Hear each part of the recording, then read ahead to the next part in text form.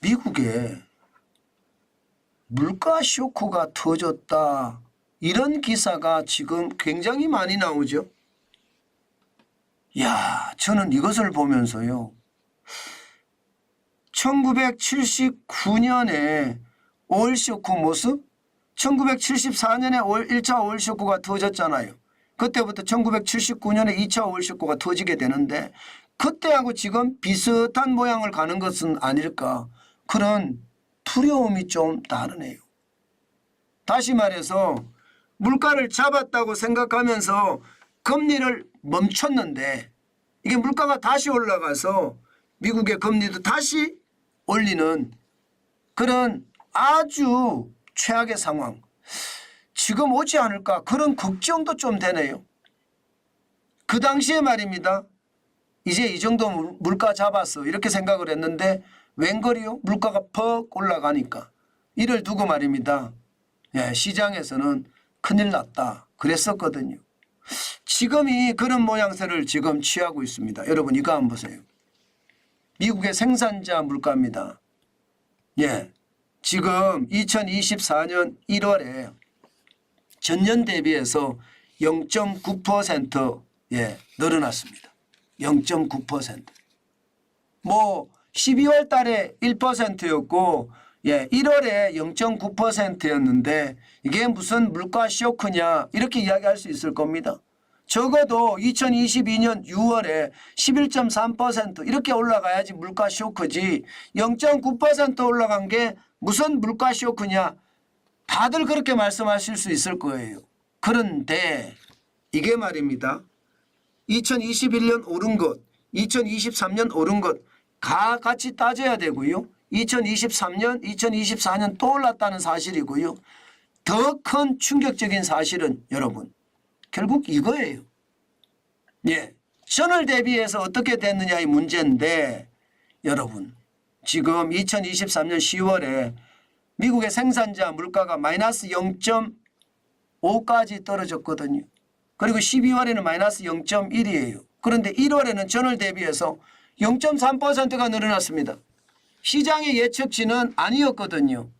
시장의 예측치는 적어도 0.1%까지 올라가면 많이 올라갈 거다. 이렇게 시장에서는 예상을 했는데 시장의 예측치보다 훨씬 더 올라간 겁니다. 0.3%까지 올라갔습니다. 그러니까 이게 시장엔 이거 뭐지? 이거 잘못하면 과거의 전철을 밟는 것은 아니에요. 0.3이라는 숫자가 결코 낮은 숫자가 아니기 때문이에요. 물론 과거에 2022년 1월에 1.3% 그리고 2022년 3월에 전월 대비 1.4% 이 정도는 아니지만 지금 0.3%라는 숫자도 굉장히 높은 숫자잖아요. 게다가 이제 기저효과까지 발현이 되기 시작을 하면 어떻게 될지 모른다 이런 이야기가 나올 수가 있는 겁니다. 사실 물가는 이미 말입니다. 소비자 물가에서 나왔었습니다. 작년 12월에 3.4%가 올 1월 3.1% 떨어지면서 시장은요. 물가가 떨어졌다 안도한다 이렇게 이야기했지만 실질적으로 시장 거꾸로 나왔죠. 2% 밑으로 시장의 전망치였는데 시장의 전망치보다 높았어요. 3.1%. 그러니까 이거 봐라 이렇게 되는 겁니다. 문제는 여러분 소비자 물가가 생산자 물가에 직접적인 영향을 받는다는 사실입니다. 예, 생산자 물가가 올라가면 그 다음 달에 소비자 물가 또 올라가거든요. 저는 그게 불안하다는 거예요. 지금 물가가 다시 올라갈 그런 여지가 있다 이렇게 생각되는 거죠. 그만큼 말입니다. 물가 자체가 다시 올라가고 있다는 것은 시장에서는요. 저는 굉장히 충격적인 사례가 나타나고 있다 이렇게 생각을 합니다. 그러니까 시장 자체도 말입니다. 와르르 무너졌습니다. 오늘 나스닥도 보면 뭐 올라가지도 못하잖아요. 0.82가 떨어졌고요. 130.52가 빠져서 15,775.65로 마감을 했습니다. 이게 물가가 강타했다 이 말이 시장에 번지면서 시장 자체는 우왕좌왕했다는 뜻이에요. 이건 뭐야. 물가가 올라가면 소매 판매도 감소하는데 그러면 기업의 실적이 더 나빠질 거 아니야? 그러면 나스닥이라는 게 기술주 중심이니까 더 나빠질 수 있다 이렇게 생각했던 거죠. 마찬가지로 대형주 중심의 S&P 500 지수도 0.48이 빠졌습니다. 24.16이 빠져서 5,005.57 기록했습니다. 5,000은 지켰습니다. 그러나 0.48이 빠졌다는 것. 여기에다가 다우산업지수 블루칩 중심이잖아요. 0.37이 빠졌습니다. 145.13이 빠져서 38,627.99로 마감했습니다. 저는 다시 시장에 경제 대세는 물가 같아요.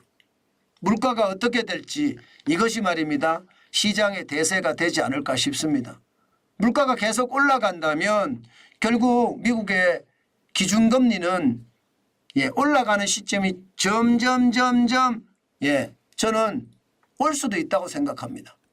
특히 제가 더 충격적으로 느끼는 것은 금리 인하가 3월에 된다, 5월에 된다, 6월에 된다 이런 얘기가 계속 왔다 갔다 했습니다마는 물가가 이렇게 올라가면 결국 미국의 기준금리 인하는요 점점 뒤로 밀릴 수밖에 없습니다.